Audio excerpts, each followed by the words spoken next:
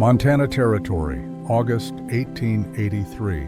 Colt Brennan knelt before 3 graves on a hillside that overlooked everything he once loved.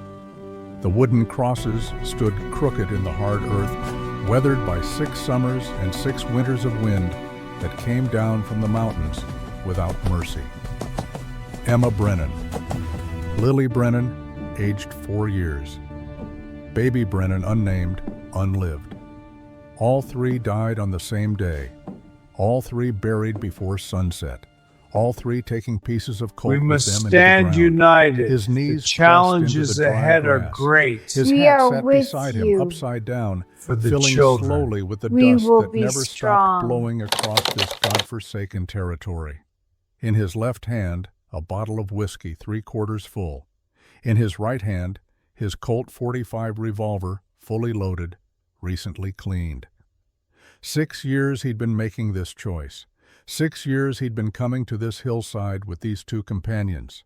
6 years he'd been trying to decide which one would finally give him peace.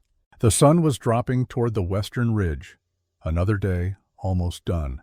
Another day survived without wanting to survive it.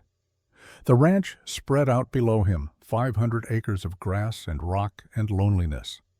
200 head of cattle scattered across the range. A barn that needed mending. A house that needed living in. A life that needed a reason. He had $43 in his pocket after paying the veterinarian for a sick mare. He had enough food in the cupboard to last 2 weeks if he was careful. He had 3 bottles of whiskey in the cellar and a rifle over the mantel, and a bed he hadn't shared with another human being since the night before the fever came. Colt uncorked the bottle. The smell of cheap whiskey rose up sharp and familiar. He raised it toward Emma's grave, the way he'd done on their anniversary every year since, the way he'd done on Lily's birthday, the way he'd done on every holiday and Sunday and Tuesday when the silence got too loud. Today was none of those days. Today was just Thursday.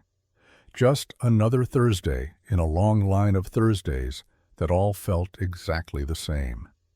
He brought the bottle to his lips.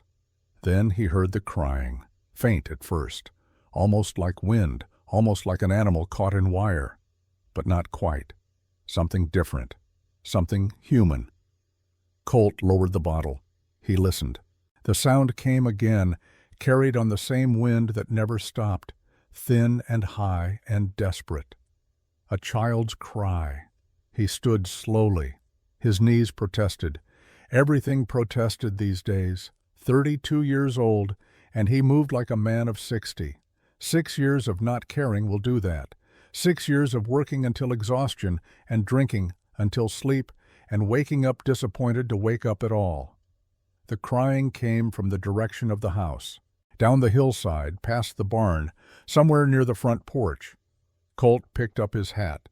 He left the whiskey bottle standing beside Emma's grave like a monument to another failed goodbye. He kept the revolver. A man didn't walk around Montana Territory unarmed, even on his own land, especially on his own land. He walked down the hillside with long strides that covered ground without hurrying. Whatever was crying could wait. Everything could wait. Time didn't mean much when you had nothing but time. The house came into view as he rounded the barn. Single story, built from logs he'd cut himself before Emma died, chinked with mud and moss. Solid enough to survive the winters, but never quite warm enough to feel like home anymore.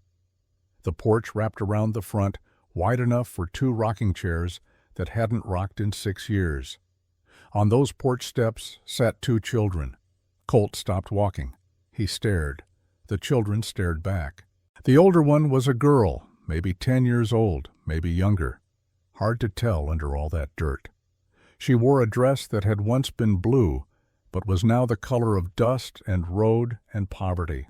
Her hair hung in tangles past her shoulders, dark brown, matted in places. Her feet were bare.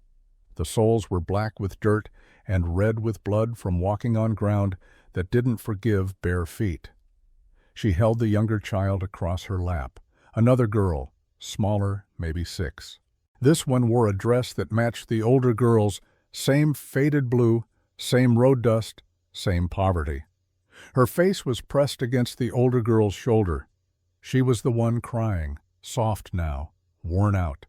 The kind of crying that comes after all the loud crying is done, and there's nothing left but the habit of grief.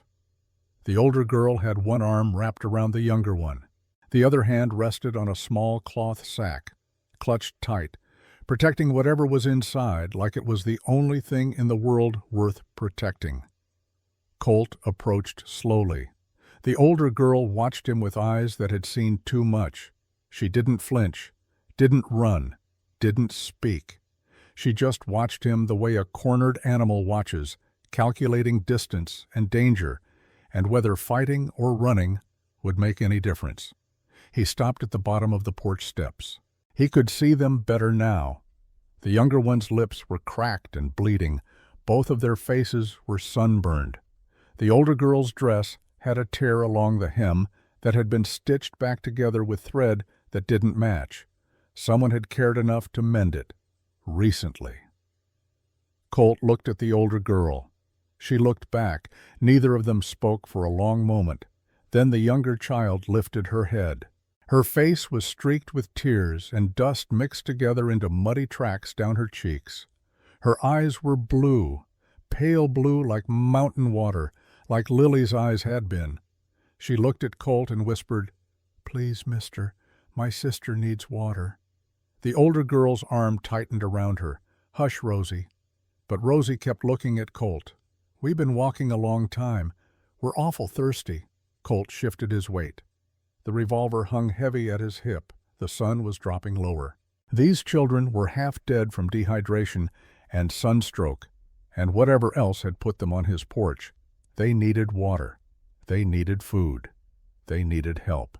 He didn't want to help. He didn't want to care. He didn't want two pairs of eyes looking at him like he was something other than what he'd become. But those cracked lips, those bloody feet, those eyes that looked too much like Lily's. He cleared his throat. His voice came out rough from disuse. "Both of you need water." The older girl's chin lifted. Pride. Even starving and desperate, she had pride. "My sister needs it more." Colt almost smiled. Almost. "I reckon I got enough for both." He walked past them up the porch steps. The wood creaked under his boots. He opened the front door. It swung inward into a house that smelled like dust and old coffee and years of one man living alone. He looked back at them. They hadn't moved. The older girl was still watching him with that calculating look, still deciding if he was safe, still protecting the younger one. "Come on, then," Colt said. "Water's inside." The older girl stood slowly. She helped the younger one to her feet. Rosie swayed, unsteady, and the older girl caught her. They moved together toward the door. The older girl's eyes never left Colt. She was ready to run, ready to fight, ready to do whatever it took to keep the little one safe. They stepped inside. Colt closed the door behind them. The house was dim after the bright afternoon sun. Cool. Quiet except for the sound of the clock on the mantel ticking away, seconds that all felt exactly the same. Colt walked to the kitchen. It was a single room attached to the main living area, a wood stove, a table with 4 chairs, a cupboard with dishes, a basin for washing. Everything clean because he had nothing else to do but keep things clean. He pulled a tin cup from the cupboard and filled it from the water pitcher. He turned and held it out to the younger girl. Rosie looked at her sister first. The older girl nodded once. Only then did Rosie take the cup. She drank fast. Water spilled down her chin and soaked the front of her dress. She didn't care. She drank until the cup was empty and then held it out for more, gasping. "Slow down," Colt said. He refilled the cup. "Drink too fast and you'll just bring it back up." Rosie drank slower this time. Colt filled another cup and handed it to the older girl.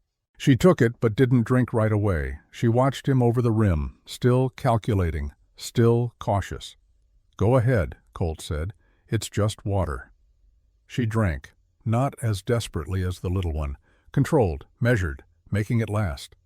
When the cup was half empty, she stopped and handed it back to Rosie. "Finish it," the older girl said. "You need it more."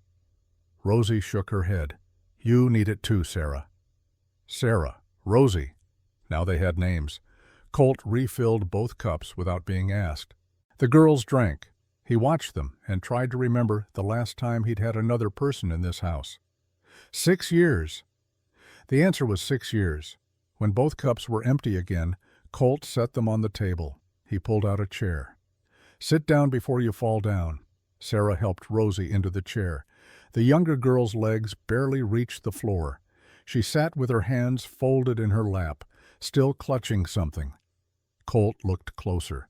A doll, rag doll, handmade, missing one button eye. Sarah remained standing. She kept herself between Colt and her sister. Her hand rested on the cloth sack she'd carried in. Whatever was in there, it mattered to her more than food or water or rest. Colt moved to the cupboard. He found bread, found dried beef, found butter that was still good. He put it all on the table between them. "Eat." While the girls ate, Colt noticed the cloth sack sitting against the wall. Sarah's eyes followed his gaze. She swallowed her bread, then quietly opened the sack. Inside, one spare dress, a wooden hairbrush with missing bristles, and a leather journal with worn edges. Sarah's hand lingered on the journal. "Mama's," she said simply. She wrote remedies in it, cures for fever and cough, things her grandmother taught her. Colt nodded. The sack held everything these girls owned in the world, and still they'd walked 10 miles in August heat. Neither child moved. "I ain't going to hurt you," Colt said. "And I ain't going to poison you. It's just food." Sarah looked at the food, then at him, then at Rosie. The little one was staring at the bread like it was a vision from heaven. "Go on," Sarah said quietly. Rosie grabbed a piece of bread with both hands. She tore into it like an animal. No manners, no hesitation, pure survival. Sarah took a piece more slowly, but she ate with the same desperate need. These girls were starving. Colt stepped back and leaned against the counter. He watched them eat. He should ask questions, should find out where they came from, should figure out what to do with them. But asking meant caring, and caring meant getting involved, and getting involved meant... He didn't finish the thought. Just watched 2 half-dead children eat bread at his kitchen table and tried not to remember another little girl who used to sit in that same chair. They ate until the bread was gone, ate until the beef was gone, drank more water. When they finally stopped, Rosie's eyes were already closing. She swayed in the chair. Sarah caught her. "I'm sorry," she said to Colt. The first words she'd spoken directly to him. Her voice was rough from thirst and exhaustion. "She's just real tired." "How long you been walking?" Colt asked. Sarah's jaw tightened. She didn't want to answer, didn't want to give information to a stranger, but she was too tired to lie well and too desperate to refuse help. "Since this morning," she said finally. "Where from?" Sarah looked at the floor. "The logging camp, east of here, maybe 10 miles. 10 miles barefoot in August heat. 10 miles for a 10-year-old carrying a 6-year-old. Colt felt something crack inside his chest, something that had been frozen solid for 6 years. Just a small crack, just enough to hurt. "Where's your folks?" he asked. His voice came out softer than he intended. Sarah's hand tightened on Rosie's shoulder. "Papa died last winter, logging accident. Big tree came down wrong. They said 13 men died, but they only counted 12. They forgot Papa." Colt waited. There was more. He could see it in the way Sarah's throat worked, in the way she couldn't quite meet his eyes. "Mama died this morning," Sarah whispered. "Lung sickness. From all the smoke in the cabin, she coughed for 3 months and then she just stopped." The crack in Colt's chest widened. He knew that story. Different details, same ending. Fever instead of lung sickness. Diphtheria instead of smoke. But the same hollow feeling of holding someone while they stopped breathing. The same moment when everything that mattered stopped mattering. "I'm sorry," he said. The words felt useless, They were useless. Sorry didn't bring people back. Sorry didn't fill the holes they left. Sarah nodded once, accepting the useless words because what else was there to accept? Rosie's head drooped against Sarah's arm. The older girl adjusted her weight, holding her up with the practiced ease of someone who'd been doing it for a while. Maybe since Papa died. Maybe longer. Colt looked at them. 2 orphans. 2 children with nowhere to go and no one to care if they lived or died. Just like he'd had nowhere to go 6 years ago when he buried his family. Just like he'd had no one to care if he lived or died. He should send them on their way. Should point them toward town. Should let someone else deal with this. He had his own grief to manage, his own darkness to navigate. He didn't have room for anyone else's. But those bloody feet, those hollow eyes, that little one sleeping upright because she couldn't stay awake another second. "There's a room down the hall," Colt heard himself say. The words came out before he'd decided to say them. "You can sleep there tonight, just tonight. Tomorrow we'll figure something else out." Sarah's eyes widened. Hope flickered there. Dangerous thing, hope. Colt knew how dangerous, knew how much it hurt when it got crushed. "You mean it?" Sarah asked. "We can stay?" "Just tonight," Colt said again, making it clear, making it temporary, making it something that wouldn't require him to care beyond the next 12 hours. "Come on." He led them down the short hallway. 3 doors, his room, the washroom, and the 3rd door at the end. The one he hadn't opened in 6 years. The one he couldn't quite bring himself to nail shut. His hand hesitated on the knob. Sarah and Rosie stood behind him, waiting.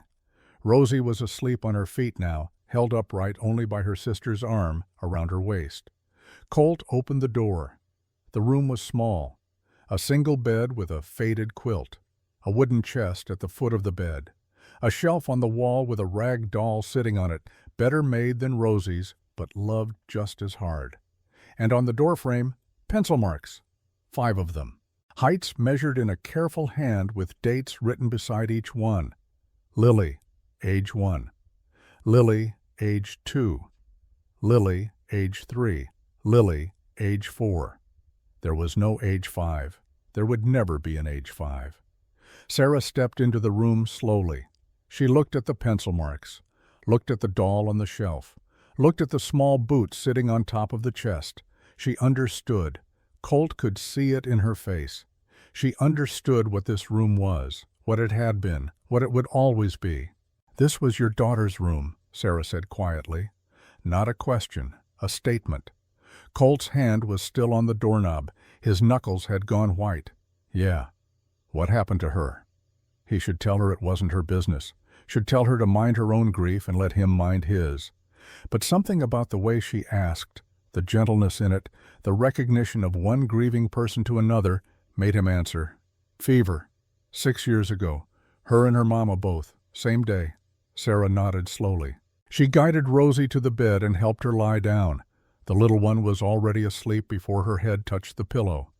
Sarah pulled the quilt up over her sister with careful hands. Then she turned to look at Colt. "Thank you," she said, "for letting us stay in your daughter's room. That's a hard thing. I know it's a hard thing." Colt couldn't speak. His throat had closed up. He nodded once and stepped back into the hallway. He started to close the door. "Mister," Sarah said. He stopped. "Brennan. Colt Brennan." "Mr. Brennan, can I ask you something?" He waited. "Do you got anything I could wash with? Rosie's feet are real torn up. I need to clean them before they get infected." Colt looked at the little one sleeping on the bed. At her feet, blackened with dirt and road, bloodied from walking barefoot across 10 miles of hard Montana ground. At the strips of cloth Sarah must have wrapped around them earlier, now soaked through and useless. "I'll get some water and cloth," he said. "You stay with her." He went to the kitchen and heated water on the stove, found clean rags, found the jar of salve the veterinarian had given him for the horses. It would work on children, too. Wounds were wounds. When he came back, Sarah was sitting on the edge of the bed, carefully peeling the bloody strips of cloth from Rosie's feet. The little one whimpered in her sleep but didn't wake. Sarah's hands were gentle, practiced. She'd done this before. Colt set the basin of water on the floor beside the bed, set the clean rags and the salve on the chest. Sarah looked up at him. Her eyes were wet. She nodded, unable to find words for what she felt. He nodded and left, closed the door behind him, stood in the hallway for a long moment, listening to nothing.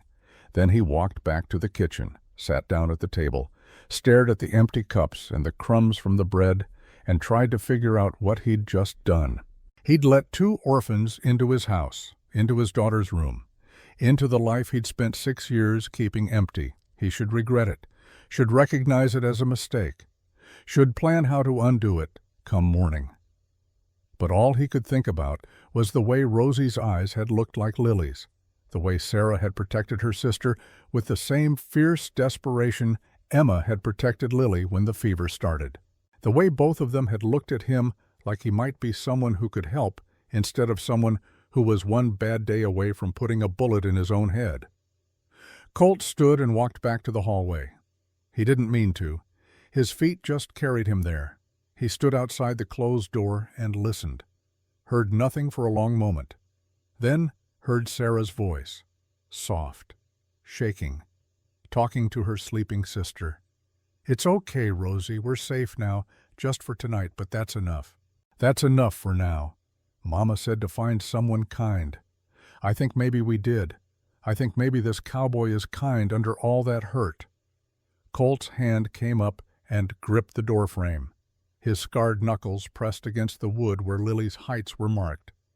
He stood there and listened to a 10-year-old girl try to comfort a 6-year-old girl in his dead daughter's bed, and felt something inside him that had been frozen solid for 6 years begin to thaw.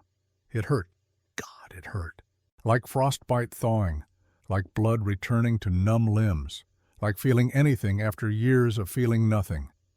He let go of the doorframe, walked back to the kitchen, sat down, put his head in his hands. Tomorrow he would send them on their way.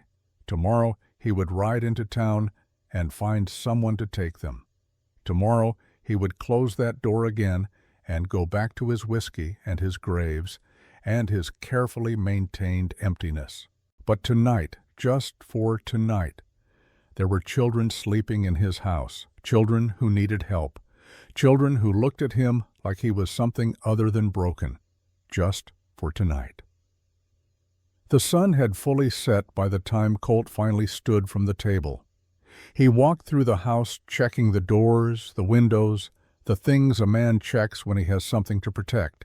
He hadn't checked those things in 6 years, hadn't cared if doors were locked or windows were secure. What did it matter when there was nothing worth stealing and no one worth protecting? But tonight there were 2 girls sleeping down the hall, 2 girls who'd walked 10 miles barefoot, 2 girls who'd lost everything and ended up on his porch. He checked the doors anyway. Later, much later, when the house had gone quiet and the moon had risen over the mountains, Colt lay in his own bed and stared at the ceiling. He could hear them down the hall, Rosie crying out once in her sleep, Sarah's voice soothing, gentle, the old house settling around them all. He closed his eyes, tried to sleep, couldn't. His mind kept going back to the hillside, to the 3 graves, to the bottle of whiskey he'd left standing in the grass, to the choice he'd been about to make. He'd been going to drink himself unconscious. Maybe this time not wake up. Maybe this time finally find the courage to use the revolver instead of just carrying it. But then he'd heard crying, and now there were children in his house, and the bottle was still standing on the hillside, getting warm in the night air. Colt turned on his side, faced the wall, tried not to think about what it meant that he'd chosen to help instead of choosing to end, tried not to think about what tomorrow would bring when he had to explain to the marshal why he had 2 orphan girls sleeping in his house. Just before sleep finally took him, he heard a sound from down the hall, a small voice, muffled but clear enough. "Mama?" Rosie cried. "Mama, wake up." Then Sarah's voice, thick with exhaustion and grief. "Shh, baby. I'm here. I got you." Colt lay in the dark and listened to one child comfort another. Listen to the echo of every night for the past 6 years when he'd wanted someone to comfort him and had no one. Listen to the sound of shared grief and shared survival, and two people who refused to give up even when giving up would be easier. He got out of bed, moved silently down the hall, stood outside the closed door and listened. Made sure they were all right, made sure the little one had settled, made sure Sarah's voice had stopped shaking. When the house went quiet again, he went back to his room. This time he slept, not well, not peacefully, but he slept. And somewhere on a hillside, a bottle of whiskey stood guard over 3 graves through the long Montana night, waiting, patient, knowing that some choices don't get made in one night, knowing that some men take years to decide whether to live or die. But tonight, just for tonight, Colt Brennan had chosen to live, had chosen to help, had chosen to open a door that had been closed for 6 years. Tomorrow would bring its own choices. Tomorrow would bring complications he couldn't imagine. Tomorrow would bring everything he'd been avoiding for 6 years crashing back into his carefully maintained isolation. But that was tomorrow. Tonight there were children sleeping in his house, and that for now was enough. Morning came too early and too bright. Colt woke to sunlight streaming through the window and the smell of coffee he hadn't made. He sat up fast, confused, reaching for the revolver on the bedside table before he remembered. The girls, Sarah and Rosie, they were still here. He dressed quickly and walked to the kitchen. Sarah stood at the stove with her back to him, working the coffee pot. She'd found his shirt hanging on a peg and put it on over her dress. It hung to her knees. Her hair was wet, recently washed, hanging in dark ropes down her back. She turned when she heard him. Guilt flashed across her face. "I'm sorry, Mr. Brennan. I didn't mean to presume. I just thought you helped us, and I wanted to do something, and I know how to make coffee because Mama taught me, and it's fine," Colt said. His voice came out rough, morning voice. He cleared his throat. "Coffee's fine." Relief washed over her face. She poured him a cup with hands that shook slightly. Too much cup for 2 small hands, but she managed it without spilling. Handed it to him carefully. Colt took it, sipped. The coffee was terrible, weak and bitter at the same time. But he drank it anyway because the girl had tried, because the effort mattered more than the result. "Where's your sister?" he asked. "Still sleeping. She had bad dreams all night, kept calling for Mama." Sarah's voice dropped. "I tried to help, but I ain't Mama." "You did fine," Colt said. He'd heard her, heard how she'd comforted Rosie through the dark hours, heard the patience in her voice even when she must have been just as scared, just as lost. Sarah nodded. She wrapped her arms around herself. The shirt sleeves hung past her hands. "Mr. Brennan, I know you said just one night. I know we got to leave. But could we maybe stay till Rosie wakes up? Her feet are real bad. I cleaned them like you said, but they need more rest before we start walking again." Walking again. To where? Colt set down his coffee cup. "Where exactly were you planning to go?" Sarah's chin lifted. That pride again. That fierce determination to survive even when survival seemed impossible. "Town, I guess. Maybe someone there would know about Papa's brother. Mama said he was in Nevada somewhere, but maybe someone knows where." "You got an uncle in Nevada?" "Maybe. Mama mentioned him once or twice. Said his name was Virgil. Said Papa didn't talk to him much." She paused. "Said if he ever showed up, we should be careful. Red flag, big red flag." But Colt didn't push. "You ever meet this uncle?" "No, sir." "You got anyone else? Aunts? Cousins? Anyone?" Sarah shook her head. "Just us. Always been just us. Just us." 2 words that carried the weight of a lifetime. Colt knew that weight. Had been carrying it himself for 6 years. He should still send them to town. Should let the marshal handle it. The marshal would find somewhere for them. An orphanage, maybe.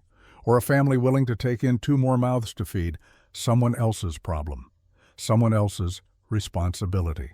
But he looked at Sarah standing in his kitchen, wearing his shirt, drinking his terrible coffee, trying so hard to be grown up and brave and capable when she was just 10 years old and had buried her mother yesterday.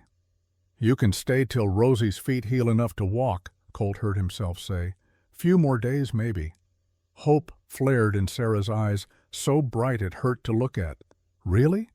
You mean it?" "Few days," Colt repeated. "Then we figure something else out. Understood?" "Yes, sir." "Thank you, sir. We won't be trouble, I promise. I can cook and clean, and I'm real good with animals if you got any that need tending, and Rosie's quiet and good, and she won't mess nothing up and—" "Sarah!" Colt held up his hand. "It's all right. Just be kids. That's enough." She nodded rapidly, swallowed hard, blinked fast against tears that were trying to fall. "Yes, sir." A sound from the hallway made them both turn. Rosie stood in the doorway, one hand gripping the frame, the other clutching her one-eyed doll. Her hair stuck up in all directions. Her face was puffy from crying and sleeping. Her feet were wrapped in the clean bandages Colt had provided. "Sarah?" Her voice was tiny, scared. "Where are we?" Sarah crossed to her in 3 strides, knelt down, took her hands. "We're at Mr. Brennan's house, remember? The nice cowboy who gave us water and food? We're safe here." Rosie looked past her sister to where Colt stood by the stove. She studied him with those pale blue eyes, serious beyond her years.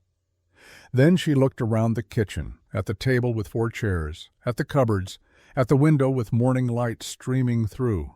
"Is this where we live now?" she asked. "No, baby, just visiting for a few days, till your feet get better. But then where do we go?" Sarah's shoulders tensed. She didn't have an answer. Colt could see her searching for one, searching for words that would comfort a 6-year-old who'd lost everything and didn't understand why the world had become so cruel. "We'll figure it out," Sarah said finally. "We always figure it out." Rosie seemed to accept this. She'd probably heard it before, probably heard it when Papa died, when Mama got sick, when there was no food, when there was no money, when there was nothing but 2 sisters and the determination to survive another day. She looked at Colt again. "Are you sad too?" The question hit him like a fist, direct, honest, the way only children can be honest. No dancing around, no polite pretending. "Yeah," Colt said. "I'm sad too. Did someone you love die?" "Rosie," Sarah said sharply. "That ain't polite." But Colt shook his head. "It's all right." He looked at Rosie, at those eyes that saw too much. "Yeah, my wife and daughter. 6 years ago." Rosie nodded slowly, processing this. "Is that why you live all alone in this big house?" "Rosie, enough." "I live alone because it's easier than living with people," Colt said. The words came out before he could stop them. Truth he hadn't spoken out loud in 6 years. It's easier to be alone than to care about someone and lose them. Rosie tilted her head, considering this. Then she said, "But being alone is sad." "Yeah, it is." "So you're sad either way." "I guess so." "Then maybe you should pick the kind of sad that has people in it. That's what Sarah says. She says it's better to be sad together than sad alone." Sarah's face had gone red. "Rosie, Mr. Brennan doesn't want to hear about—" "She's right," Colt said quietly.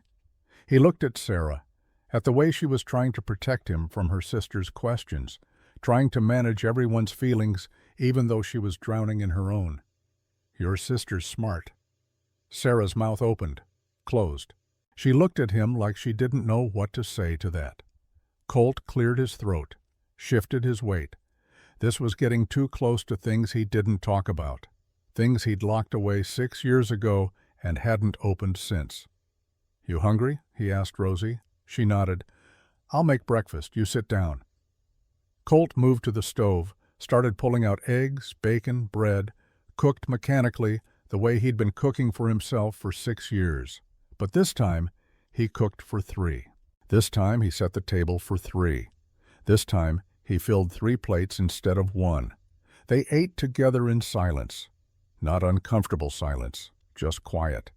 The kind of quiet that comes when people are too tired or too sad or too overwhelmed to make conversation. when just sitting together is enough. After breakfast, Colt showed Sarah where the well was so she could draw water, showed her where he kept the chickens so she could collect eggs, showed her the vegetable garden that had gone mostly to weeds because he couldn't bring himself to care about vegetables when he barely cared about living. Sarah absorbed it all with the focused intensity of someone memorizing a map in case she needed it later, in case this became permanent, in case this place became home. Colt tried not to think about that, tried not to think about what it would mean if they stayed, what it would require of him, what it would cost him to open his life to two children who would eventually leave just like everyone left. They came back to the house to find Rosie on the front porch, sitting in one of the rocking chairs that hadn't rocked in 6 years. She had her doll in her lap and she was humming, just humming. Some tune Colt didn't recognize, some song her mother had probably taught her. The sound of it, the simple domesticity of a child humming on his porch, hit him harder than he expected. He stood at the bottom of the steps and listened, and felt that crack in his chest widen a little more. Sarah sat down in the other rocking chair, the one that had been Emma's, the one Colt hadn't been able to sit in since she died. Sarah rocked slowly back and forth, and Rosie kept humming. And Colt stood there watching two orphan girls make themselves at home in a place that hadn't been a home in 6 years. He should stop this, should remind them this was temporary, should maintain the distance necessary to protect himself when they inevitably left. But before he could say anything, hoofbeats sounded on the road, 2 horses, coming fast. Colt's hand went to his revolver out of instinct. Sarah stopped rocking. Rosie stopped humming. All 3 of them turned to watch 2 riders approach the house. Colt recognized them both. Marshall Wade, tall and weathered, with a badge that caught the morning sun, and Eve Hartley, who ran the general store in town and the telegraph office and probably half a dozen other businesses that kept the town running. They reined in at the fence, dismounted, walked toward the porch with purpose in their strides. Marshall Wade looked at the 2 girls, at their bare feet and faded dresses, and the way they sat pressed together on the porch steps like they were bracing for impact. Then he looked at Colt. "We need to talk." Marshall Wade stood on Colt's porch with his hat in his hands and the weight of the law behind his eyes. Eve Hartley stood beside him, her expression softer, but no less serious. Both of them looked at the 2 girls in the rocking chairs. Both of them looked at Colt. Nobody spoke for a long moment. Then Wade cleared his throat. "Colt, you mind if we come inside? This ain't a conversation for the porch." Colt glanced at Sarah. She'd gone rigid, one arm wrapped protectively around Rosie. The little one had stopped humming. Her doll hung forgotten in her lap. Both girls knew what authority looked like when it came calling. Both girls knew what it meant when men with badges showed up asking questions. "Girls can stay out here," Colt said. "We'll talk inside." "Mr. Brennan," Sarah started, her voice tight with barely controlled panic. "It's all right," he told her. Tried to make his voice reassuring, even though he had no idea if anything would be all right. "Just stay on the porch. I'll be right inside." He led Wade and Eve through the front door. The 3 of them stood in the living room, the same room where Colt had spent 6 years sitting alone in the dark, where he'd counted down days and hours and minutes until he could justify going back to the hillside with his whiskey and his revolver. Now it felt different, occupied. The coffee cups from breakfast still sat on the kitchen table. A child's cloth sack rested against the wall. The house smelled like people instead of dust and loneliness. Wade got straight to it. "Got a report from Doc Miller this morning. Said he heard about 2 girls walking through the logging camp yesterday. Tucker girls. Said their mama died day before yesterday, and the girls disappeared. Said folks were worried they died out in the heat somewhere." "They didn't die," Colt said. "They're on my porch." "I can see that." Wade's eyes were steady, not accusing, just observing. "You want to tell me how 2 orphan girls ended up at your ranch? They walked here, asked for water, I gave it to them. And then? And then they stayed the night because the little one's feet were torn to hell, and they hadn't eaten in 2 days, and it was either let them sleep or send them back out to die." Wade nodded slowly. That was decent of you, Colt. Real decent. But now we got to talk about what happens next. What happens next is their feet heal, and I take them to town, and we find someone to look after them. That's where it gets complicated. Wade glanced at Eve. She stepped forward, her hands clasped in front of her like she was bracing herself for a difficult conversation. Colt, Eve said gently, territorial law is clear on this. A single man can't take custody of children who aren't blood kin, not without a woman in the household, not without proper oversight. The words hit him like cold water. I'm not taking custody, I'm just letting them rest. Doesn't matter. Wade's voice carried the flat authority of someone who'd enforced laws he didn't necessarily agree with. You got 2 minor girls living under your roof. No female supervision, no blood relation. That creates a situation that the territory don't look kindly on. Colt felt anger rising in his chest, hot and sharp and directed at a system that would rather see children die than bend its precious rules. So what are you saying? I should have left them on the porch to die of thirst? That would have been more proper? Nobody's saying that, Eve said quickly. What you did was right. But now we have to think about what's legal, what's sustainable. They ain't sustainable. They're children who need help until someone finds their uncle in Nevada or figures out where else they can go. Their uncle? Wade pulled a small notebook from his pocket, flipped it open. Virgil Tucker. That the one. Sarah must have mentioned him to someone, or maybe Doc Miller knew. Small towns had a way of knowing everything, whether you wanted them to or not. That's what Sarah said. She doesn't know where he is, hasn't ever met him. Wade's expression darkened. I know Virgil Tucker, or know of him. He's got a reputation in the mining camps, gambling, drinking, getting into trouble and moving on before the trouble catches up. If he's the girl's only kin, that ain't much to pin hopes on. Then what? Colt's hands clenched at his sides. Orphanage in Helena? Send them off to some institution where there'll be one more mouth to feed and one more name on a list? There's families in town who might take them, Eve offered. Good people. The Hendersons have been talking about taking in help. The Millers might have room. The Hendersons run a boarding house and work those kids 16 hours a day. The Millers have 7 children already in a 3-room house. Eve's voice was quiet but firm. I know because I sell them supplies. I know how little money they have and how much strain they're under.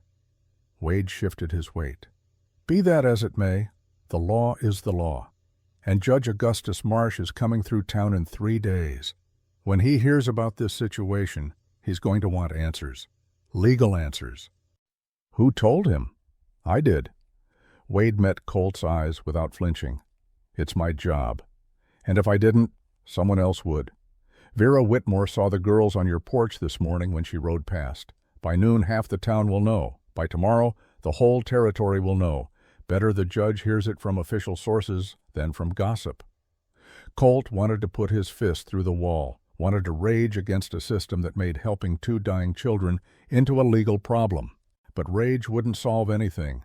Rage was what he'd been living on for 6 years, and it had gotten him exactly nowhere. How long do I have, he asked. 3 days, Wade said. Judge gets here Friday morning. He'll want to inspect the situation, talk to the girls, make a determination about their welfare and living arrangements. And if he decides I can't keep them, then they go wherever he decides is appropriate. Could be an orphanage, could be a family in town. Could be he tracks down this uncle in Nevada and ships them off to him whether he wants them or not. The thought of Rosie and Sarah being sent to some stranger, some uncle, who their mother had warned them about, made Colt's stomach turn. But what could he do? He was one man with no legal standing and no claim to children who weren't his. Eve stepped closer. She'd been quiet, letting Wade deliver the hard news. Now she spoke with the careful deliberation of someone who'd been thinking about this problem longer than the last 5 minutes. There is one solution, she said. It's not ideal. It's not what anyone would choose under normal circumstances, but it would satisfy the legal requirements. Colt looked at her. Eve Hartley was 29 years old. She'd been widowed 7 years ago when her husband died in a logging accident, the same kind of accident that killed Sarah's father. She'd taken over his general store and built it into something bigger. She was smart and capable and had a reputation for being fair in her dealings. She was also looking at Colt with an expression he couldn't quite read, sympathy mixed with something else, determination, maybe, or desperation of her own. "What solution?" he asked. Eve took a breath. "You need a woman in the household, someone who can provide proper supervision and meet the legal requirements for taking care of children. Someone the judge would approve. I don't know any women who would move out to a ranch to look after 2 orphans. You know one." Eve's voice was steady. "Me." The words hung in the air between them. Colt stared at her. Wade looked down at his boots, suddenly very interested in the floorboards. "You," Colt repeated. "I've been alone for 7 years," Eve said. "I've run my store and my business, and I've done well enough, but I've always wanted children, always wanted to be a mother. 4 years ago, I applied to adopt a child from the orphanage in Helena, a little girl, 3 years old. Nobody wanted her because she had a birthmark on her face, and people are cruel about such things." Her hands tightened where they were clasped. "They turned me down, said a single woman couldn't provide proper upbringing, said a child needed a father, said it wasn't appropriate. I've thought about that rejection every day for 4 years. Thought about that little girl growing up in an institution because the law said I wasn't good enough to love her." "Eve," Colt started, but she held up her hand. "I'm not asking for love, Colt. I'm not asking for anything except a chance to help those girls and maybe finally become what I've always wanted to be, a mother. Even if it's just on paper, even if it's just a legal arrangement to satisfy Judge Marsh." Understanding crashed over Colt like a wave. "You're talking about marriage." "I'm talking about a solution that helps everyone. You get to keep the girls here where they're safe. I get to finally be a mother. The girls get a stable home with both a man and a woman, which satisfies the law. Judge Marsh gets to check his boxes and move on." "That's insane." "Is it?" Eve's eyes held his. "People marry for all kinds of reasons. Money, land, alliance. Why not marry to save 2 children who would otherwise end up God knows where with God knows who?" Wade cleared his throat. "I'll step outside. Let you 2 talk private." He left. The door closed behind him. Colt and Eve stood in the living room of a house that had been empty for 6 years and was now suddenly full of impossible decisions. "You don't even know me," Colt said. "I know you've been buying supplies from my store every Tuesday for 8 years. I know you're a good customer who pays his bills on time. I know you lost your family and it broke something in you that hasn't healed. That's not knowing someone. Then tell me I'm wrong about what I do know." Eve's voice sharpened. "Tell me you weren't about to drink yourself to death, or worse when those girls showed up. Tell me you haven't been living half alive for 6 years, waiting for the courage to stop living entirely. Tell me those girls didn't give you a reason to get out of bed this morning for the first time in longer than you can remember." Colt couldn't tell her any of those things, because they were all true, every word. "This isn't fair to you," he said finally. "Marrying a man who can't promise you anything except a legal arrangement, who can't give you what a wife deserves. What I deserve is a chance to be a mother. What those girls deserve is a home. What you deserve is a second chance at living. Maybe we can give each other those things. And if it doesn't work, if the judge sees through it, if someone challenges it later, then we deal with it when it happens. But at least we tried. At least we fought for those girls instead of just handing them over to a system that doesn't care if they live or die as long as the paperwork is properly filed." Colt walked to the window, looked out at the porch where Sarah and Rosie sat in the rocking chairs. Sarah had her arm around her sister. Both of them looked small and lost and terrified of what the adults inside were deciding about their future. He thought about sending them away, about watching them get put in a wagon and driven to some orphanage or handed over to some uncle who didn't want them, about going back to his empty house and his empty life and his hillside graves. He thought about Lily, about how much Emma had loved being a mother, about how the last thing she'd said before the fever took her was make sure our baby is safe. He'd failed at that, but maybe he didn't have to fail at this. "All right," he said quietly, turned to face Eve. "If you're serious about this, if you really want to do this, then all right." Relief flooded Eve's face. "You mean it?" "I mean we try, we get married, we present Judge Marsh with a proper household. We give those girls a chance to stay together in a place where they're wanted." He paused.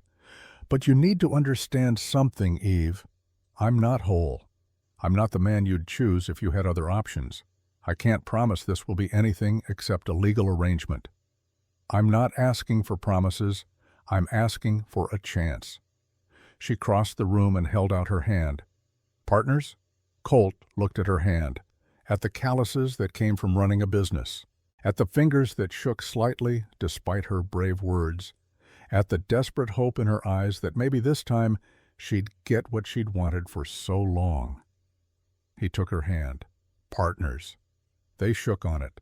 A business arrangement, a legal solution, a marriage of convenience that would satisfy the territorial law and give 2 orphan girls a home. It wasn't romantic. It wasn't the marriage either of them would have chosen under different circumstances, but it was something. And something was better than nothing. Wade came back inside, took one look at their faces, and nodded. "You're doing this, then?"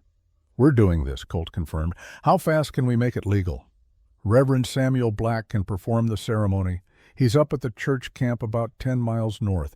I can ride up there today, bring him back tomorrow." "Tomorrow?" Eve's voice rose slightly. "That's fast." "Judge Marsh gets here Friday. We need this done and documented before he arrives. Otherwise, it looks exactly like what it is, a last-minute arrangement to get around the law." "It is a last-minute arrangement to get around the law," Colt said. "Then we better make it look like something else." Wade headed for the door. "I'll get the Reverend. You two figure out the rest. And Colt, you might want to tell those girls what's happening. They deserve to know their lives are about to change." He left. The sound of his horse fading into the distance left Colt and Eve standing in a house that was about to become both of theirs, a house that was about to try being a home again. "I need to get back to the store," Eve said. "Make arrangements. Sarah Chen can watch it for a few days. I'll need to gather some things, clothes, personal items." "You're moving in right away?" "Judge Marsh will expect to see an established household. Can't very well claim we're married if I'm still living above the store in town." She was right. Of course she was right. This was happening fast, and it was happening completely, and there was no room for half measures.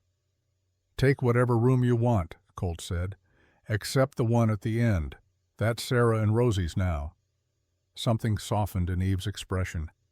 "You're a good man, Colt Brennan. Better than you think you are." "I'm a desperate man doing a desperate thing." "Sometimes that's the same thing." She moved toward the door, then stopped. "One more thing. When the judge asks how long we've been courting, we need to have the same story. Let's say 6 months, quiet courtship. Nothing public because we're both private people. We decided to marry quickly because of the girl's situation, but also because we'd been thinking about it anyway. Can you remember that? 6 months, quiet courtship, quick decision. Good." She smiled. It was a nervous smile, but genuine. "I'll see you tomorrow then, for our wedding." She left. Colt stood in his empty living room that wouldn't be empty much longer and tried to process what he'd just agreed to. Marriage. To a woman he barely knew. For the sake of 2 children he'd met yesterday. 6 years ago, he would have called himself insane. 6 years ago, he would have said he'd never marry again, never open his life to anyone again, never risk the kind of pain that came from loving and losing.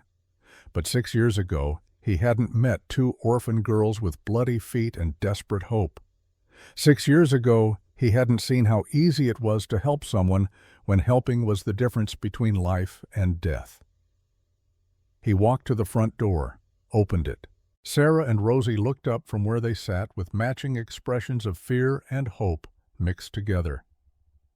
"Mr. Brennan?" Sarah's voice shook. "Are we leaving?" Colt sat down on the porch steps, faced them, tried to figure out how to explain this in a way that wouldn't terrify them more than they already were. "You're not leaving," he said. "But things are going to change." "What things?" Rosie clutched her doll tighter. "There's a judge coming in a few days. He makes decisions about children who don't have parents, about where they should live and who should take care of them." Sarah's arm tightened around Rosie. "He's going to send us away." "Not if I can help it, but the law says a man living alone can't keep children, says there needs to be a woman in the house, someone who can be a proper guardian. So you're sending us away?" Sarah's voice went flat, resigned, like she'd expected this all along. Like every good thing that happened to her, eventually turned bad. "No, I'm getting married." Both girls stared at him. Rosie's mouth fell open. Sarah's eyes went wide. "Married?" Sarah repeated. "To who?" "Mrs. Hartley, Eve. The woman who was just here. She's willing to marry me so you girls can stay, so we can be a proper family in the eyes of the law." Silence. Long silence. Both girls processing this information with the careful attention of people whose lives depended on understanding what adults decided for them. Finally, Rosie spoke. "Is she nice?" "I think so. I don't know her well, but she's always been fair in her business. She wanted to adopt a child once, and they wouldn't let her. She understands what it's like to want to help and not be allowed."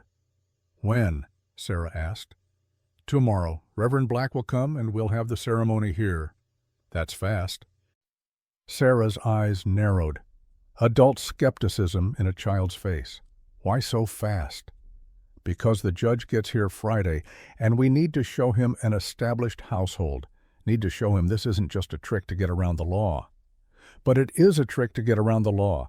Colt almost smiled. The girl was too smart for her own good. "Yeah, it is. But it's also a real marriage that will really keep you safe. And sometimes the trick and the truth are the same thing." Rosie slid off the rocking chair, walked over to where Colt sat on the steps, looked up at him with those pale blue eyes that saw everything. "Do you love her?" Rosie asked. "No." "Will you?" "I don't know, Rosie. I honestly don't know." "But you're marrying her anyway." "I'm marrying her so you can stay. So your sister can stop worrying about where you'll sleep tomorrow. So both of you can have a home instead of being sent to some institution where nobody knows your names." Rosie thought about this. Then she did something that broke Colt's heart into pieces. She climbed into his lap, just climbed right up like she had every right to be there, like she was his daughter instead of a stranger's child he'd met yesterday. She wrapped her small arms around his neck and pressed her face against his shoulder. "Please don't send us away," Rosie whispered. "Please."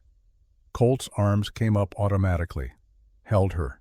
This tiny person who weighed nothing and everything at the same time. This child who'd lost her mother 2 days ago and was already trusting another stranger with her safety. Sarah watched from the rocking chair. Tears ran down her face, but she didn't make a sound, just cried silently while her sister clung to a cowboy who'd agreed to marry a woman he barely knew just to keep them safe. "I can't promise it will be perfect," Colt said, speaking to both of them. "I can't promise I'll be a good father, or that Eve will be a good mother, or that any of this will work the way it's supposed to. But I can promise I'll try. We'll all try. That's the best I can offer." "It's enough," Sarah said through her tears. "It's more than enough." They sat like that for a long time. Colt on the porch steps with Rosie in his lap, and Sarah in the rocking chair, and the Montana sun climbing higher in a sky that seemed bigger than it had yesterday. More full of possibility. More full of hope. Eventually, Rosie fell asleep against his shoulder, the exhaustion of 2 days of grief and fear finally catching up to her. Sarah wiped her eyes and came to sit beside Colt on the steps. "Can I ask you something, Mr. Brennan?" "Call me Colt. If we're going to be family, might as well use first names." "Colt, then," she paused. "Your wife and daughter, the ones who died, did you love them a lot? More than anything in the world. And when they died, did you want to die too?" He should lie. should give her some comfortable answer about being strong and moving forward. But she'd asked for truth, and she deserved truth. Yeah, I wanted to die too. Tried to a few times. Never quite had the courage to follow through. Sarah nodded. Mama was like that after Papa died. She cried every night when she thought I was sleeping. Sometimes she'd just stare at the wall for hours. I had to remind her to eat. I'm sorry you had to do that. It's okay, I understood. When you love someone and they leave, it takes part of you with them, the part that knew how to be happy. Colt looked at this 10-year-old girl with her old soul and her understanding of grief that no child should have. You're wise beyond your years, Sarah. I'm just tired beyond my years. But I got Rosie, so I can't stop, can't give up, can't let the tired win. That's what being a parent is. Not giving up even when you want to, even when it would be easier. Is that why you're marrying Mrs. Hartley? Because you can't give up on us? Partly, also because she wants to help. And because sometimes two broken people can hold each other up better than one broken person can stand alone. Sarah reached over and took his hand, the one that wasn't holding Rosie, her small fingers threaded through his scarred ones. I think you and Mrs. Hartley are going to be good for each other, she said. I think maybe we all need each other, even if we don't know it yet. Maybe she was right. Maybe this strange arrangement of four people thrown together by circumstance and desperation would somehow become something real, something worth keeping. Or maybe it would fall apart the moment Judge Marsh asked the first hard question. Either way, they'd find out soon enough. The rest of the day passed in a blur of preparation. Colt rode into town to make arrangements, stopped at the church camp to confirm Reverend Black would come tomorrow. Stopped at the store where Eve was already packing her things with the efficient determination of someone who'd made a decision and wouldn't let herself reconsider. Second thoughts? She asked when she saw him. About 100 of them. You? About 200, but I'm doing it anyway.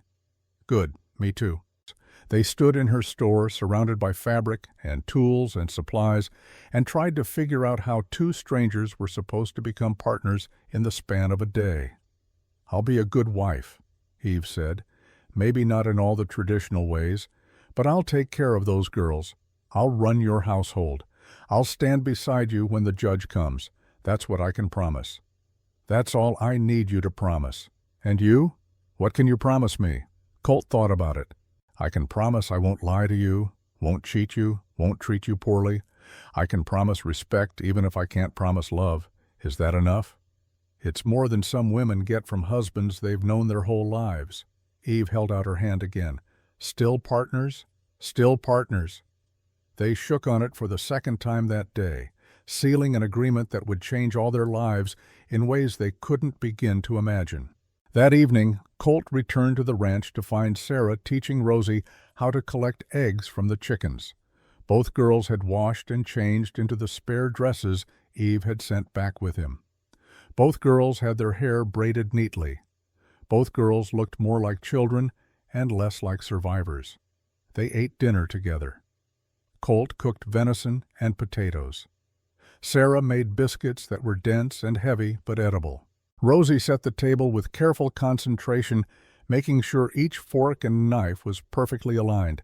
It felt like family, fragile family, temporary family, but family nonetheless.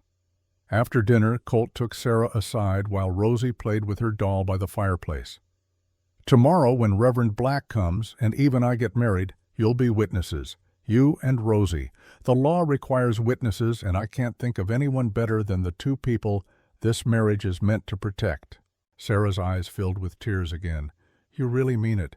You're really doing this. I really mean it. Why? You don't know us. You don't owe us anything. Why risk your whole life for two girls you met yesterday? Colt looked over at Rosie, at the way she hummed to herself while making her doll dance, at the innocence that somehow survived despite everything she'd lost. Because 6 years ago I was standing on a hillside with a bottle of whiskey and a loaded gun, trying to decide which one would finally give me peace. And then I heard crying. You're crying. Rosie's crying. And for the first time in 6 years, I had a reason to walk down that hill instead of staying on it forever. He turned back to Sarah. You saved my life yesterday, both of you. Maybe without meaning to, maybe without knowing it, but you did. And now I'm trying to return the favor. Sarah hugged him.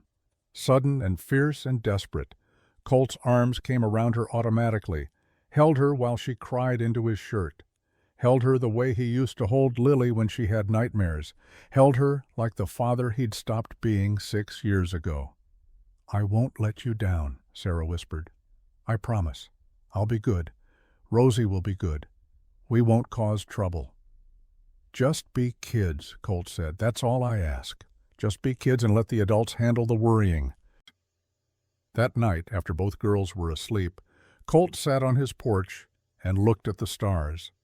Tomorrow, he would marry a woman he barely knew. Tomorrow, his house would become a home again. Tomorrow, he would take responsibility for 3 lives instead of just his own. It terrified him. The thought of caring again. The thought of having something to lose. The thought of maybe, possibly, eventually finding himself happy and then having that happiness ripped away like it had been before.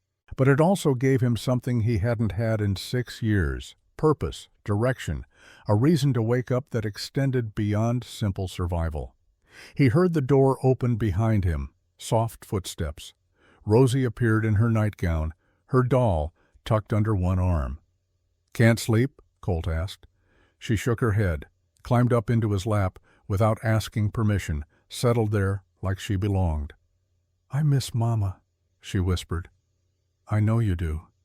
Do you still miss your daughter? Every day. Does it get better? Colt thought about lying, about giving her false hope, but she deserved truth just like her sister did. It gets different, he said. The sharp pain becomes a dull ache. The ache becomes something you carry with you everywhere, something that's part of you. But yeah, it gets better, slowly, very slowly. Rosie was quiet for a moment. Then, Sarah says Mama sent us to you, says Mama knew you needed us as much as we needed you. Your sister's a smart girl. Do you think that's true? Do you think Mama knew? Colt looked up at the stars, at the endless Montana sky, at the universe that had taken everything from him and then, inexplicably, given him this. 2 orphans, a willing partner, a second chance. Yeah, he said quietly. I think maybe she did. Rosie snuggled deeper into his arms. Within minutes, she was asleep again. Colt held her and rocked slowly in the chair that hadn't rocked in 6 years and felt the ice around his heart continue to crack. Tomorrow would bring change. Tomorrow would bring challenges. Tomorrow would bring a wedding and a judge and a test of whether 4 broken people could somehow make each other whole. But tonight, just for tonight, there was a child sleeping safe in his arms. And that was enough. That was more than enough. That was everything. 2 weeks passed in careful preparation. James Wakefield rode out from Helena with leather cases full of documents. He interviewed Sarah and Rosie separately, took notes in cramped handwriting, explained what would happen in the courtroom. Eve gathered testimonies from every merchant in town. Doc Miller wrote a detailed medical assessment. Even Blanche Whitmore, the town gossip, came forward with information about Virgil's drinking and gambling. The ranch settled into routines that felt almost normal. Sarah learned to make Eve's tall biscuits, measuring flour with careful hands. Rosie followed Colt through morning chores, learning to check hooves and mend fence posts. In the evenings, all 4 of them sat around the table, and the house filled with the sounds of ordinary life. One night, Colt walked to the hillside alone. He knelt before 3 graves in the moonlight. Emma, he said quietly. Lily, baby, I need to tell you something. The wind moved through the grass. He spoke anyway. I'm fighting for those girls, fighting the way I couldn't fight for you, and I think I'm going to win this time. He paused. And Em, I think I'm falling in love again, with Eve. I know we didn't plan for that, but she makes the house feel like home. And the girls, they call her Mama now when they think I'm not listening. He stood, looked at the crosses one last time. I hope that's all right with you. I hope you'd want me to be happy again." He walked back down the hillside, back to his house where lights burned in the windows, back to his wife reading by the fire and his daughters sleeping safe in their beds. The hearing was scheduled for Monday. Virgil Tucker would bring his lawyer and his blood claim and his greed. But Colt Brennan was ready. He had a wife who'd chosen him, daughters who trusted him, a family that existed because 4 broken people decided to make each other whole. Whatever came next, they'd face it together, and that made all the difference. The wedding ceremony at dawn had been brief but binding. Reverend Black spoke words about covenants, not contracts. Rings were exchanged. A kiss sealed the arrangement. By the time the sun fully rose, Colt Brennan and Eve Hartley were husband and wife, bound by law, if not yet by love. Black closed his Bible, pulled a certificate from his coat pocket, set it on the table and filled it out with careful handwriting. The date, the names, the location, his signature at the bottom, official and binding. "Keep this somewhere safe," he said, handing the certificate to Colt. "Make copies if you can. When Judge Marsh comes, you'll want documentation that can't be questioned." "I'll keep a copy at the store," Eve said, "in my safe, where it can't be lost or destroyed." Black nodded approval. He looked at Sarah and Rosie. "You girls understand what just happened here?" "They got married," Rosie said. "So we can stay." "That's right. And do you know what that makes you?" Both girls shook their heads. "It makes you family, not by blood, but by choice, which some would say is even stronger." He smiled at them. "You take care of each other, all 4 of you. That's what families do." He gathered his things, declined Colt's offer of breakfast, said he had other business in the territory and needed to ride. But before he left, he pulled Colt aside on the porch where the others couldn't hear. "That judge who's coming," Black said quietly. "Augustus Marsh. I know him. He's not a bad man, but he's a rigid one. Lost his own daughter to a bad situation years back. Made him hard about certain things. Made him believe in the law even when the law is wrong." "What are you saying?" "I'm saying he'll look for reasons to disapprove. He'll question the timing. He'll doubt the sincerity. You'll need to convince him this is real. All 4 of you will need to convince him. Because if he decides it's just a trick to get around the law, he'll take those girls regardless of what any certificate says." "How do we convince him?" "By being what you claim to be, a family. Even if you have to fake it at first, even if it feels like a lie. Sometimes you have to become something before you can feel like that's something." Black put his hand on Colt's shoulder. "You're doing a good thing here. Don't let doubt ruin it. Don't let fear of caring stop you from actually caring." He left, rode off into the morning with the sun at his back. Colt stood on the porch and watched him go, and felt the weight of what he'd just done settle over his shoulders like a heavy coat. He was married. Again. To a woman he barely knew, for the sake of 2 children he'd met 3 days ago, and in 2 days a judge would come to determine if any of it mattered. Behind him the door opened. Eve stepped out. They stood side by side, not quite touching, looking at the land that was now officially theirs together. "So," Eve said, "I'm your wife now, and I'm your husband. How do you feel about that?" Colt thought about it, tried to be honest. "Terrified, confused, like I just jumped off a cliff without checking if there was water at the bottom." Eve almost smiled. "Same, but we jumped together. That has to count for something." "Does it?" "I think so. I hope so." She took a breath. "I brought my things. Should I put them in your room, or is there another room I should take?" The question hung between them. They'd gotten married, but they hadn't discussed sleeping arrangements, hadn't discussed how to navigate the private reality versus the public appearance. "There's a spare room," Colt said, "next to mine. You can take that. We'll figure out the rest as we go." Relief flickered across Eve's face. "Thank you for giving me space. This is already complicated enough without adding expectations we're not ready for."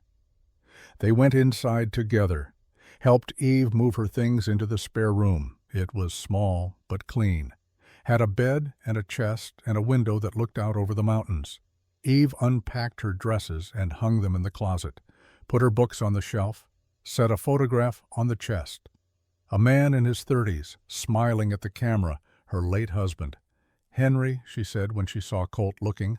"He was a good man. Died too young. Too suddenly." "I'm sorry. Me too.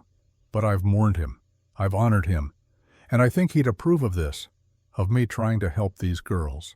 She touched the frame gently. "He always wanted children. We were planning to start a family when the accident happened." Colt understood the weight of might-have-beens, understood the ghost of futures that never happened. They spent the rest of the day settling into their new arrangement. Eve cooked dinner with Sarah's help. The two of them moved around the kitchen with the careful politeness of strangers learning to share space. Rosie set the table again, making sure everything was perfect. Colt worked outside, giving the women time to adjust without him hovering. When he came back inside for dinner, the house smelled like roasted chicken and fresh bread. The table was set for 4. Candles burned in the center, even though it was still light outside. Eve had made this feel like a celebration instead of a business transaction. They sat down together, Colt at the head of the table, Eve across from him, Sarah and Rosie on either side. A family, on paper if nothing else. "Should we say grace?" Rosie asked. They all looked at each other. None of them were particularly religious, but it seemed appropriate. Seemed like the thing a proper family would do. Colt bowed his head, tried to remember the words Emma used to say. "Thank you for this food, for this day, for the people at this table, for second chances we don't deserve but received anyway." "Amen." "Amen," the others echoed. They ate. The food was good, better than Colt had eaten in years. Eve was a skilled cook, efficient and creative. Sarah complimented everything. Rosie ate with the focused intensity of a child who'd known real hunger and wouldn't take food for granted. After dinner, they sat in the living room. Sarah read from a book Eve had brought. Rosie played with her doll. Colt whittled a piece of wood without really thinking about what he was making. Eve mended a dress that had a torn hem. It was domestic, normal. The kind of evening Colt hadn't experienced since Emma died. The kind of evening he'd convinced himself he'd never have again, and it felt both wonderful and terrifying in equal measure. That night, after the girls were asleep, Colt and Eve sat on the porch in the darkness. The stars overhead were brilliant. The air was cool. Montana in August, when the days burned hot and the nights turned cold enough to need a blanket. "Tomorrow Judge Marsh comes," Eve said quietly. "I know. Are we ready? I don't know. How do you prepare to convince someone your marriage is real when you're not sure yourself?" Eve was quiet for a moment. Then she said, "By remembering why we did this. By focusing on those girls instead of on our own doubts. By being partners like we agreed. And if that's not enough, then we deal with it. Together. That's what partners do." Colt looked at her. At this woman who'd married him without hesitation, who'd upended her entire life to help 2 orphans and a broken cowboy, who sat beside him now without fear or regret, despite every reason to have both. "Why did you really do this, Eve? The truth, not the answer you gave the marshal." She considered the question, looked up at the stars. "I've been alone for 7 years. I've been successful, independent. I've proven I don't need a man to survive or thrive. But all that proving, all that independence, it got lonely. And when I saw those girls, when I heard their story, I saw a chance to be something I've always wanted to be, a mother. Even if it wasn't conventional, even if it wasn't what anyone would choose in ideal circumstances." She turned to look at him. "And I saw a man who'd been half dead for 6 years suddenly come back to life because 2 children needed him. I saw someone worth partnering with, someone worth risking this for." Colt didn't know what to say to that. Didn't know how to respond to someone seeing him as worth anything when he'd spent 6 years believing he wasn't. "This started as duty," he said finally, "as desperation, as the only way to keep those girls safe. But sitting here now, with you, with them, with this life we're building, I think maybe it could become something more, if we let it. Is that what you want? For it to become more? I don't know. I'm not ready to want that yet. But I'm not opposed to it either, and that's more than I've felt about anything in 6 years. Eve reached over and took his hand. The gesture was simple, friendly, but it meant something. It meant they were in this together. It meant neither of them was alone anymore. They sat like that until the cold drove them inside, until exhaustion forced them to their separate rooms, until sleep claimed them both despite the anxiety about tomorrow.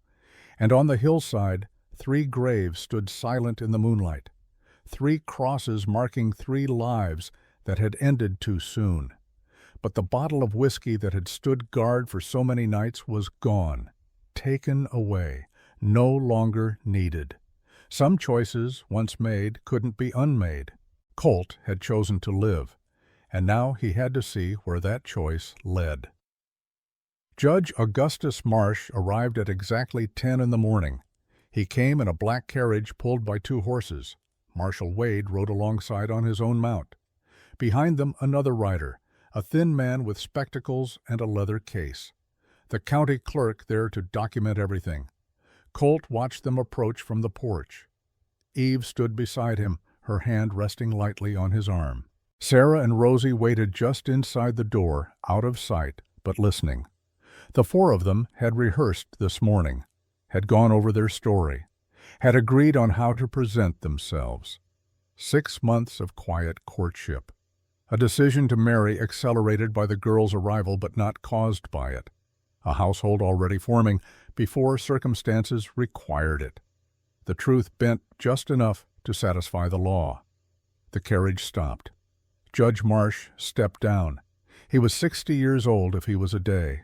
Tall, distinguished, with silver hair and a face that had forgotten how to smile. He wore a black suit and carried himself with the rigid authority of a man who believed in order above all else. He looked at Colt, at Eve, at the house behind them.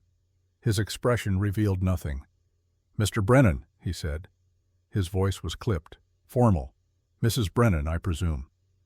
"Your Honor," Eve replied, calm, collected, every inch the proper wife despite having been married less than 24 hours. "I'm here to inspect the living situation of Sarah and Rose Tucker. I understand they've been placed in your care." "They have," Colt confirmed. "As of 4 days ago when they arrived half dead from dehydration and exhaustion. And you married Mrs. Hartley yesterday, quite suddenly." "We'd been courting for 6 months," Eve said smoothly, quietly. "Both of us are private people.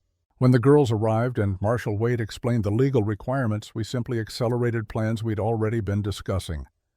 Marsh's eyes narrowed slightly. "Convenient timing." "Convenient for the girls," Eve replied without flinching. "They need stability. We can provide it. The timing is what it is." Marsh pulled a notebook from his pocket. "I'll need to inspect the house, interview the children, verify that this arrangement is suitable." "Of course," Colt said. "Come inside." They led Marsh and Wade into the house. The clerk followed, scribbling notes. Marsh examined everything with the attention to detail of a man looking for problems. He checked the bedrooms, the kitchen, the cleanliness, the supplies, the sleeping arrangements. He stopped at the room where Sarah and Rosie slept, looked at the pencil marks on the doorframe, the heights of another child, another daughter who would never grow taller. "Your daughter," he said to Colt, not a question, an observation. "Yes, sir." "And you've given these girls her room?" "Yes, sir." Marsh was quiet for a moment. Something shifted in his expression, not softer, but more complex, like he understood the significance of that gesture, even if he wouldn't acknowledge it aloud. He moved on, checked the spare room where Eve had set up her things, noted the separate sleeping arrangements with a raised eyebrow, but no comment. Finally, he returned to the living room. "I'd like to speak with the children, privately." Colt's jaw tightened. Eve's hand found his, squeezed. They'd known this was coming, had prepared the girls as much as they could. But sending them into a room alone with a judge who held their future in his hands was harder than either of them had anticipated. "All right," Colt said, "but if they get upset, I'm coming in. Mr. Brennan, I'm not here to traumatize children. I'm here to ensure their welfare." Marsh opened the door to Colt's study, a small room with a desk and 2 chairs. He gestured for Sarah and Rosie to enter. Both girls looked at Colt. He nodded, gave them the courage to walk forward. The door closed behind them. Colt and Eve stood in the living room with Wade and the clerk. Nobody spoke. The only sound was the scratch of the clerk's pen and the tick of the clock on the mantel, each second stretching into eternity.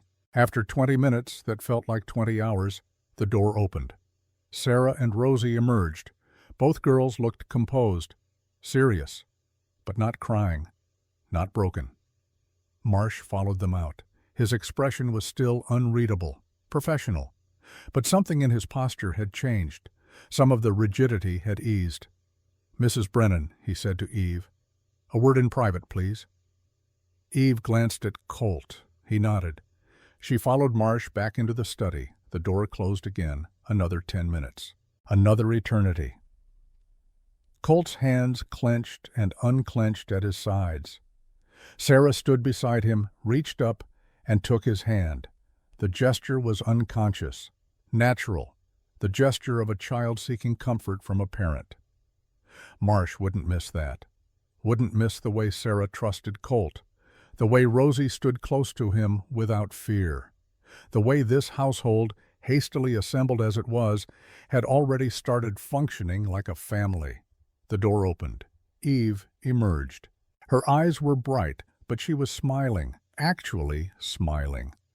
Marsh followed her out, stood in the center of the living room, looked at each of them in turn. The moment stretched. Then he spoke. "I've reviewed the living arrangements, I've interviewed the children, I've inspected the household, and I've considered the legal requirements for child welfare in this territory." He paused. Colt's heart hammered against his ribs. Eve's hand found his again. Sarah and Rosie pressed close. "It is my determination," Marsh continued, "that Sarah and Rose Tucker are in a suitable home with proper supervision and care. The marriage of Colt and Evelyn Brennan, while recent, appears to be legitimate and provides the necessary structure for raising children. I see no reason to remove them from this household." Relief crashed over Colt like a wave. Eve's hand tightened on his until his bones ground together. Sarah let out a sob. Rosie buried her face in Colt's leg.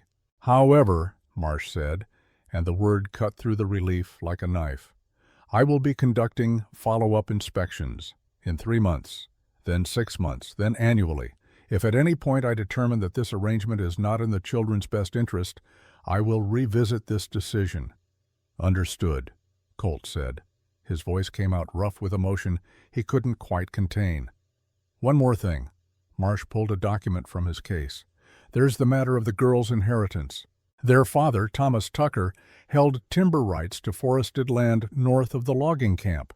Those rights transferred to his daughters upon his death. The value is considerable, approximately $8,000. $8,000? A fortune. Enough to change lives, enough to attract attention from people with bad intentions. "I'll establish a trust," Marsh continued, "managed by the territorial office. The girls will receive their inheritance when they reach the age of 18. Until then, it remains protected and inaccessible to anyone, including their legal guardians." Smart. It prevented Colt and Eve from being accused of marrying for money, prevented anyone from claiming they'd taken the girls in for financial gain. "One last question," Marsh said, his eyes fixed on Colt. "The girls mentioned they have an uncle, Virgil Tucker, Nevada Territory. Have you made any attempt to locate him?" "No, sir. The girl's mother warned them about him specifically. Left a note saying not to let him know about the inheritance. I figured there was a reason for that warning." Marsh nodded slowly. "Virgil Tucker has a record. Gambling debts, petty theft, fraud. If he learns about this inheritance, he may attempt to claim guardianship. You need to be prepared for that possibility. And if he does, then we'll deal with it through proper legal channels. But for now, this household is established. The marriage is legal. The guardianship is recognized. That gives you standing to fight any challenge. He gathered his things, signaled to Wade and the clerk that they were leaving.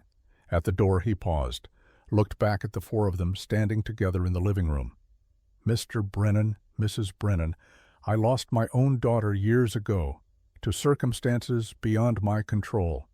I've spent every day since wondering if I could have done more, if I could have protected her better. His voice softened, just slightly. You're protecting these girls. That matters. Don't let anyone tell you otherwise. He left. The sound of the carriage fading into the distance was the sweetest sound Colt had ever heard. For a long moment nobody moved. Then Rosie started crying. Not sad crying, relief crying, the kind that comes after holding your breath for so long you thought you might never breathe again. Sarah joined her, then Eve. Three of them crying together, holding each other, releasing the fear they'd been carrying since yesterday. Colt stood apart, watching, feeling his own eyes burn but not letting the tears fall. Not yet. He needed to be strong for them, needed to be the stable one when everything else was uncertain. But Eve looked up, saw him standing there, walked over, and pulled him into the embrace without asking permission. And then he was crying too. 6 years of frozen grief thawing all at once. 6 years of holding himself together finally falling apart. They stood like that for a long time. 4 people who'd been broken separately learning to be whole together. 4 people who'd started as strangers becoming something that resembled family. When the crying finally stopped, when the relief had run its course, Rosie looked up at Colt with those pale blue eyes and said, "We can really stay? Forever?" "Yeah, baby, you can really stay. And nobody's going to take us away? Not if I have anything to say about it." She hugged him tighter. "Good, because I like it here. I like you and Miss Eve. I like having a family again." "Me too," Sarah whispered. "Thank you, both of you, for fighting for us." Eve wiped her eyes. "We're not just fighting for you, we're fighting for all of us. This family needed you just as much as you needed us." They spent the rest of that day celebrating. Eve made a cake.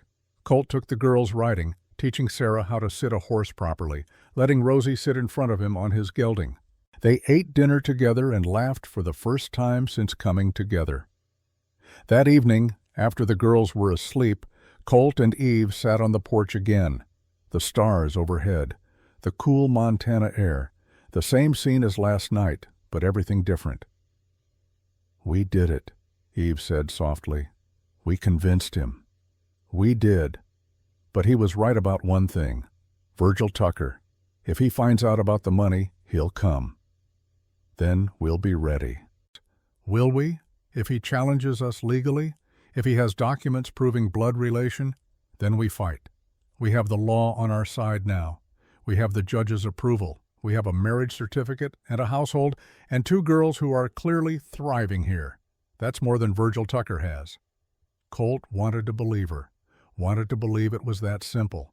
But something in his gut told him this wasn't over, told him the fight for these girls had just begun. As if summoned by his thoughts, hoofbeats sounded on the road. A single rider, coming fast, coming directly toward the house. Colt stood. His hand went to the revolver at his hip.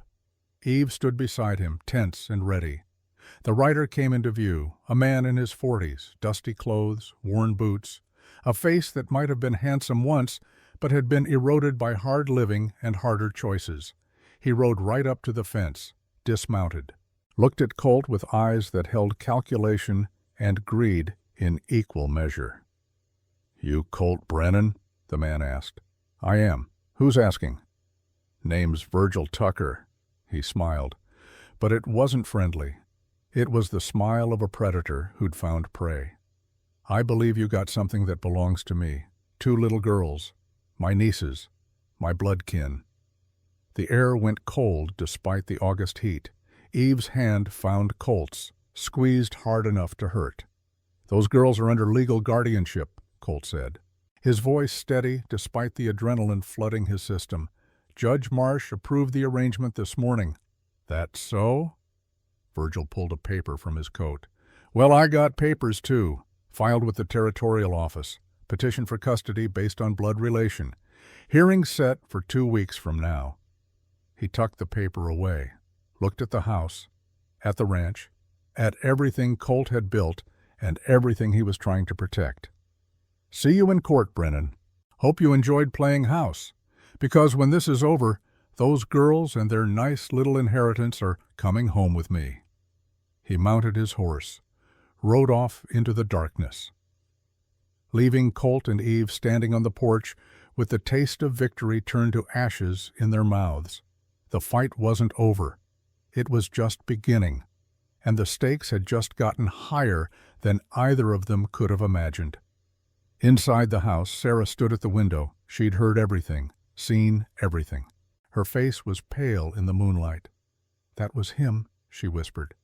"That was Uncle Virgil, the one Mama warned us about." Rosie appeared beside her sister. "Is he going to take us away?" Colt walked inside, knelt down in front of both girls, took their hands. "No, he's not going to take you anywhere. Not without a fight. Not without every bit of strength I have." "But he's our uncle," Sarah said. "He's blood. Doesn't that matter more than anything?" "No," Eve said firmly. She came to stand beside Colt, placed her hands on the girl's shoulders. "Family isn't blood. Family is who shows up, who stays, who fights for you when things get hard. Blood is just biology.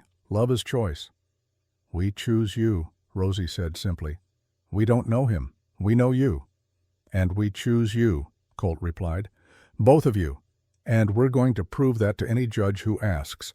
We're going to show them that this family, strange as it started, is real. Because it is real. All of it." Sarah looked at Eve. "Do you really mean that? About us being a family?" "I've wanted to be a mother my whole life," Eve said. "And you two, you're the daughters I always hoped for. Different than I imagined, but better. Real.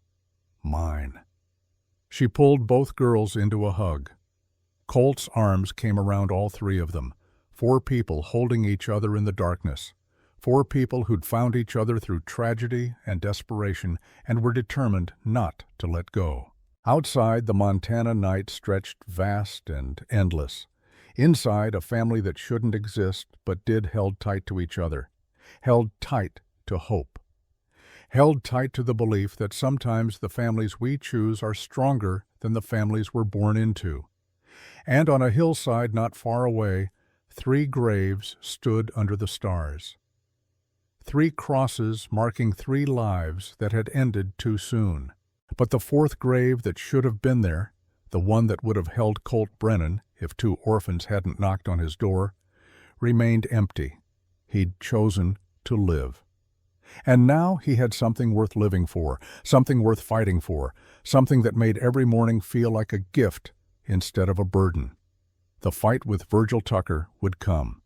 The legal battle would be brutal. The outcome was uncertain. But tonight, just for tonight, they were together. They were family. And that was enough. That was everything.